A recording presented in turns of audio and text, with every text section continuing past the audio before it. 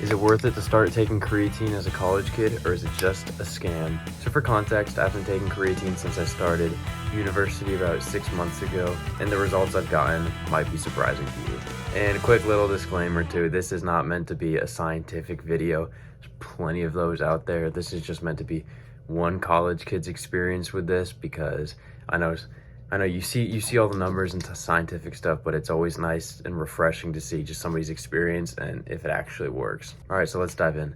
So for starters, I've tried just two different types, this and one other one, the Optimum Nutrition brand, but this is just straight creatine monohydrate. They make flavored kinds, but it's way too expensive, and I'm broke because I'm a college kid right now who's starting his own business. So we don't have money for the flavoring, so we just got to stick to the basics. So I've just been, scooping it in my mouth and then drinking some water. Supposed to be drinking a gallon a day with creatine because it dehydrates you. But yeah, so that's kind of a little bit about this. This is the first one I saw at Walmart for the cheapest price, so that's why I got this one. So the real question here, did it actually work? And the long and short of it is yes and no. Let me explain. So for starters, I want to discuss why I think it has worked and then where I think it hasn't worked. We'll start with the positive. So why I think it has worked, I have increased my strength, and because I've always done progressive overload, right? That's how you build muscle. But I have done it at a slightly faster rate. Now, I don't know the exact numbers here, but I have been able to increase my weight in reps faster than I was increasing it before. So I would do maybe like every 3 to 4 weeks, I would make a significant increase in weight or change the rep or change the kind of the workout routine to cater to building more strength and size. And that's kind of now happened every 2 weeks.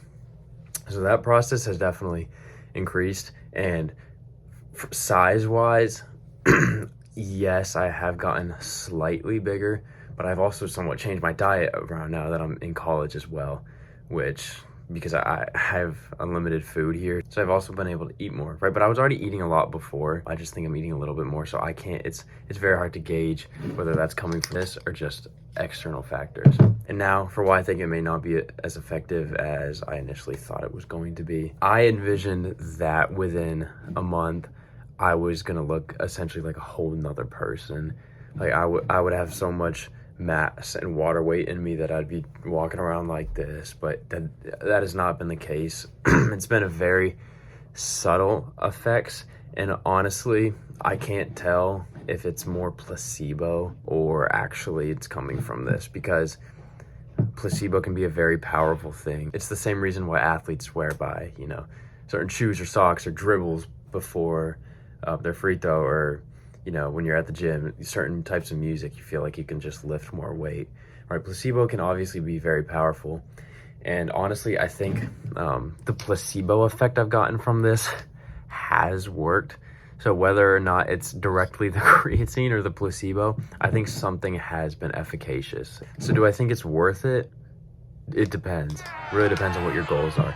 If you are taking the gym seriously and this is something important to you, then by all means go for it.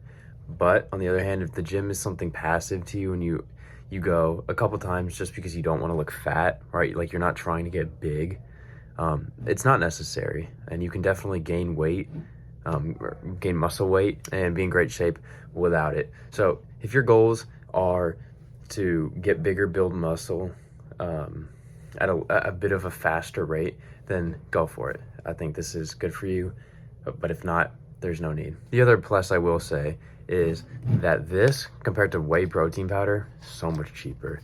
I was spending probably like $20 every 2 weeks on whey protein. This I got for maybe $20, and this has lasted me for months, and I'm not even close. 80 servings in this bad boy. So this is definitely more cost effective if you are gonna spend money on supplements. And yeah, the last real thing I'll say is everybody's body reacts different. I also have poor genetics, right? That plays a huge role into it, and just the way your body receives it. I know some people claim that this can help with brain functions. I feel like I have been able to think clear taking this, but other than that, it's something that's a nice additive, but it's not something that's necessary. And really, you just have to evaluate your goals and your objectives, and you should be able to easily come to the conclusion if it's worth it to you or not. So I hope this was helpful. If you'd like to see more content like this about, self-improvement, business or music industry stuff, please subscribe. I'll see you in the next one. Peace.